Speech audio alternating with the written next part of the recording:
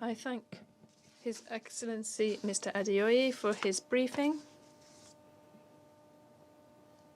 And I now give the floor to His Excellency Mr. Workney Gebeyehu. Your Excellency, Madam Chair, Excellency members of the UN Security Council, ladies and gentlemen, allow me to begin my statement by thanking this august body for convening yet another meeting on the situation of Sudan and inviting IGAD to brief you and share our views and perspectives. The Security Council's continued engagement and follow-up on development in Sudan is much appreciated and needed. Excellencies, IGAD welcomes the signing of the agreement on short-term ceasefire and humanitarian arrangement in Sudan between representatives of Sudan Armed Forces and the Rapid Support Force on 20th of May 2023 in Jeddah, Saudi Arabia, brokered by the Kingdom of Saudi Arabia and the United States of America. This latest development is a commendable progress and makes us cautiously optimistic that a permanent cessation of hostility is within reach. As per the agreement, the ceasefire will remain in effect for 7 days, effective from today, and is subject to extension based on the agreement of the parties. And also we are very happy the agreement is aimed at, among others, facilitating the delivery and distribution of humanitarian assistance, restoration of essential services, and withdrawal of forces from the hospitals and essential public services, which is much needed for the people of the Republic of Sudan. The fact that previous ceasefire agreements were violated repeatedly the last 5 weeks may wane our hope and trust in the respect for current ceasefire agreement by the warring parties. However, it is noteworthy that, unlike previous agreements, we are happy that the parties have signed this agreement, and also it will be monitored by a US-Saudi supported ceasefire monitoring mechanism. Irrespective of challenges that may be faced in the implementation, it is progress worth capitalizing and building upon. Excellencies, the 5 weeks of fighting has had a heavy toll on the people of the Republic of Sudan.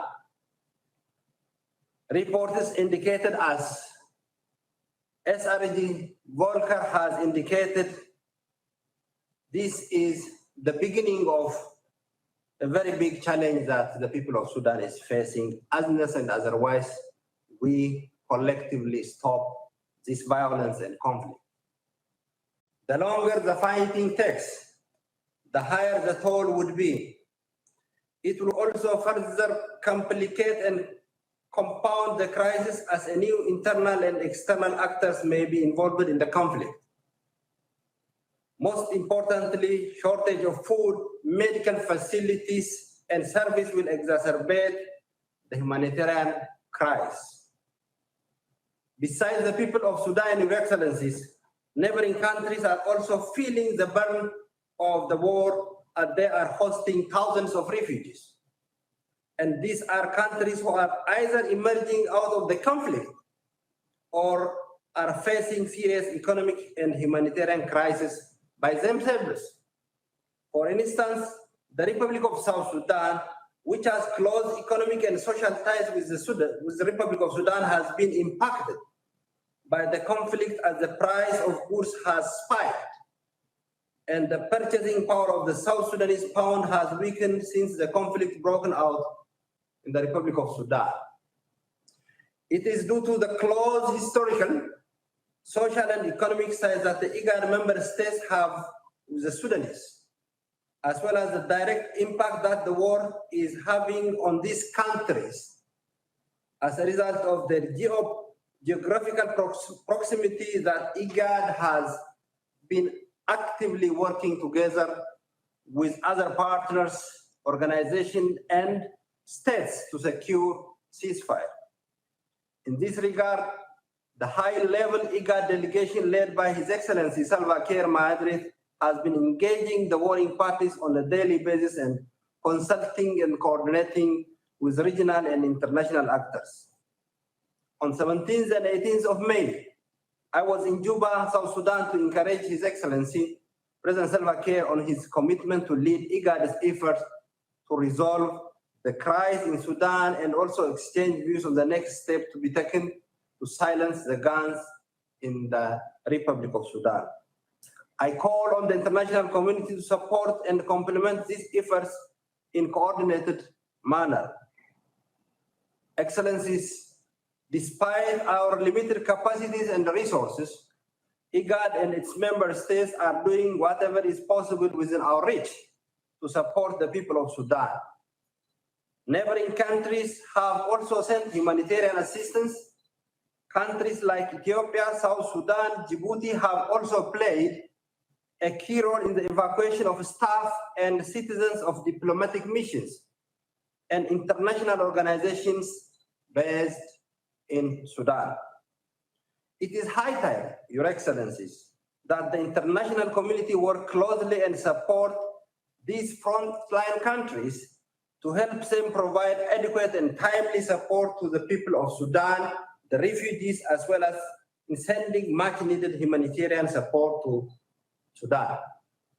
While I appreciate and commend the Kingdom of Saudi Arabia and the United States of America for their relentless effort in facilitating the Jeddah talks, I encourage them to involve and engage the trilateral mechanism as the entity trusted by regional, continental, and international community to facilitate a political process in the Republic of Sudan.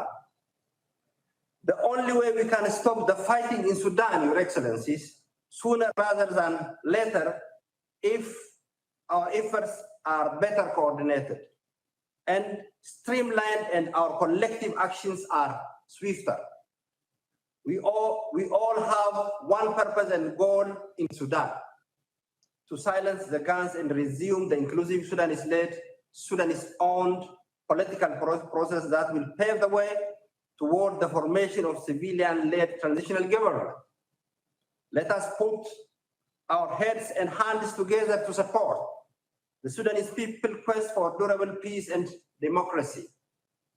As the experience from the region shows, chances of the success are higher when efforts are coordinated and neighboring states are actively involved and engaged in finding solutions.